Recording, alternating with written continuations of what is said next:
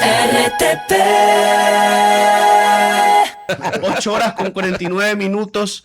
Le damos la bienvenida a un amigo de esta casa ya. Nos ha visitado en algunas otras ocasiones. Él es el psicólogo Andrés Levenrait, con quien vamos a hablar de la psicología del rendimiento o del desempeño. ¿Cómo le Así decimos? es. Psicología del rendimiento está bien.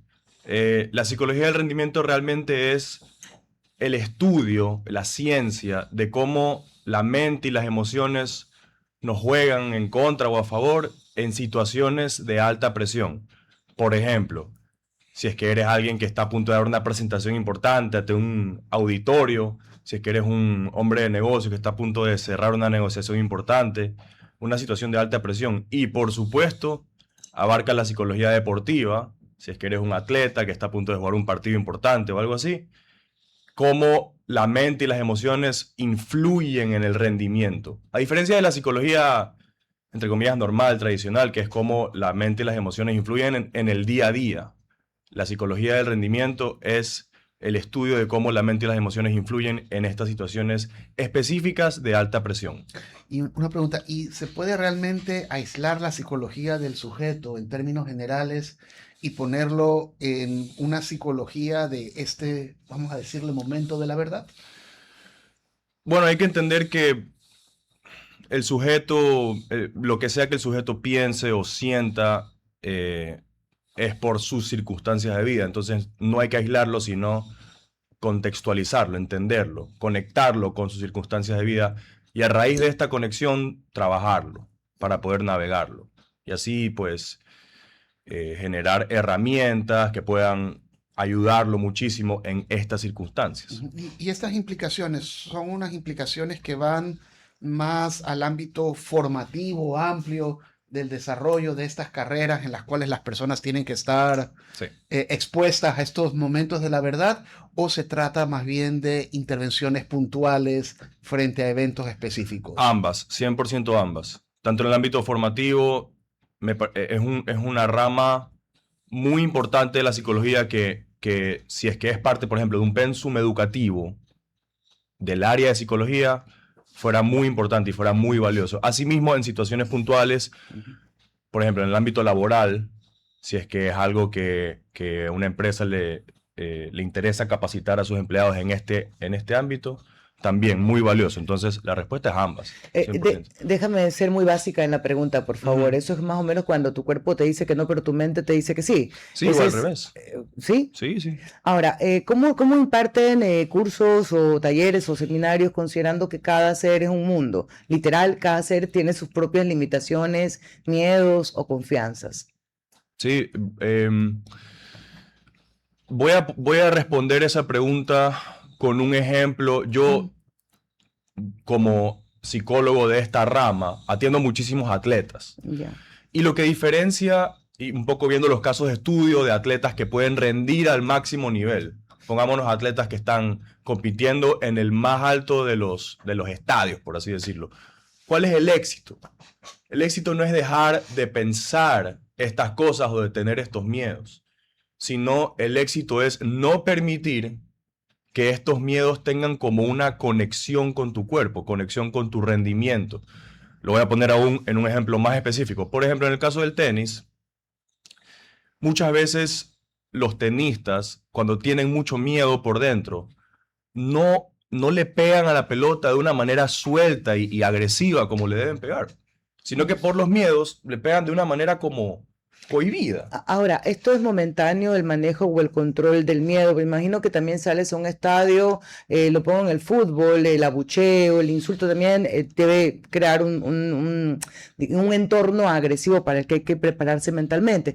Pero recojo, es ponerle una pausa a tu miedo, espérate en este momento en particular, por favor no lo escuches y ahí se queda. Sí, y lo que acaba de decir es uno de los consejos más valiosos que uno puede darle.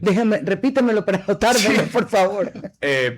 El no suena como muy simple, ¿no? El no escuches a tus miedos, porque están dentro de tu cabeza, es casi imposible no escucharlos, pero no les prestes tanta atención, no les des tanta cuerda, no les des tanta energía. Y no dejo que después que eso crezca, digo, no sé.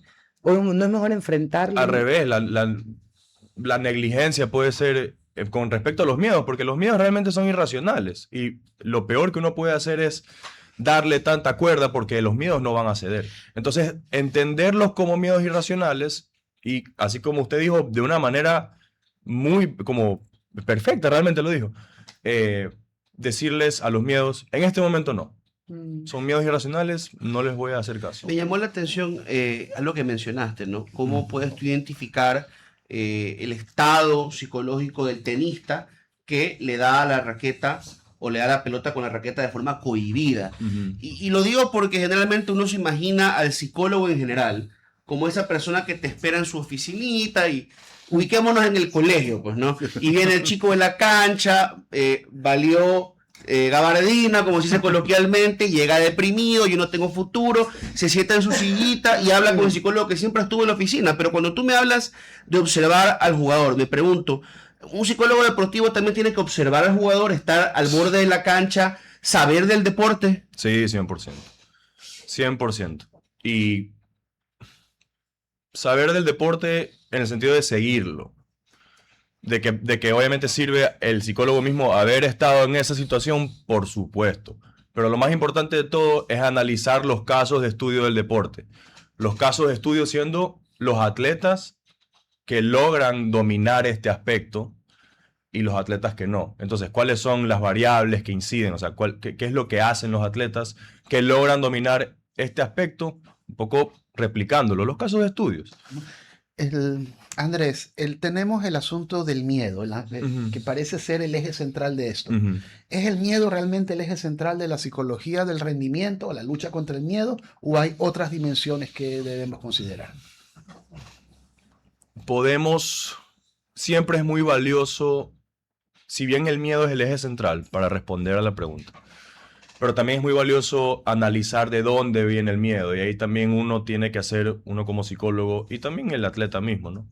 Tiene que hacer un poquito una labor psicoanalítica. ¿De dónde vienen estos miedos? ¿De dónde viene esta presión?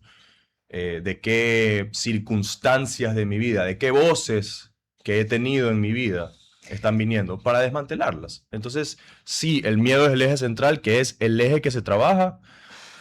Pero también es muy valioso entender de dónde vienen y ahí hay que hacer un trabajo introspectivo. A veces puede ser un trabajo denso, introspectivo, como lo es el psicoanálisis, pero muy valioso a largo plazo. Sí. Sabes que voy a hacer mi cuña comercial. En el programa donde vengo, que entrevistamos a diferentes personas y que se transmite los días sábados acá en la radio, hablamos justamente de eso, de cómo los padres o nuestro círculo, lo que le llaman los traumas transgeneracionales, que vienen muchos miedos que uno no se explica por qué son, o sean adquiridos. Mi mamá le tenía miedo a otra cosa, entonces a uno también le va.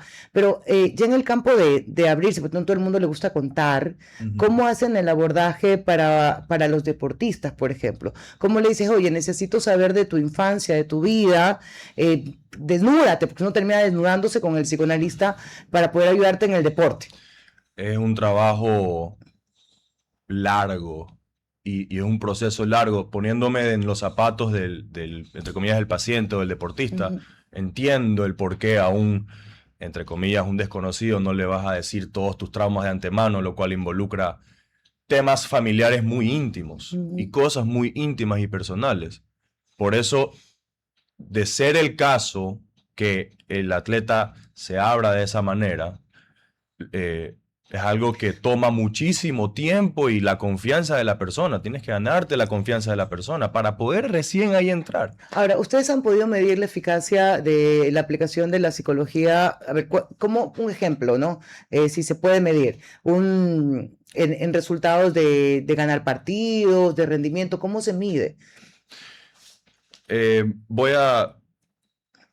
Voy a contestar esa pregunta. Aquí yo creo que a todas las personas aquí les interesaría mucho esto porque es algo de historia, ¿no?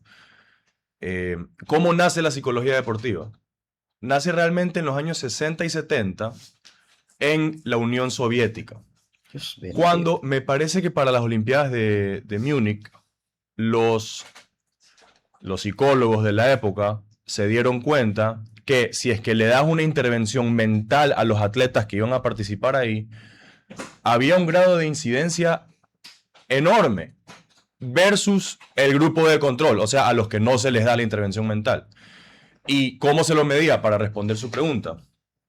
Por supuesto con resultados, pero también una evidencia un poquito más, llamémosla anecdótica. A los que se les daba este tipo de intervención, reportaban, los atletas, independiente del resultado, reportaban una mejor experiencia, mucho más soltura. No se dejaban influenciar tanto por el miedo. Entonces los atletas mismos lo reportaban, versus el grupo de control, o sea, a los que no se les dio el tratamiento, que decían, bueno, el miedo sin duda me pudo. Entonces están tanto los resultados, que se los puede medir cuantitativamente, como los atletas mismos reportaron una mejor experiencia.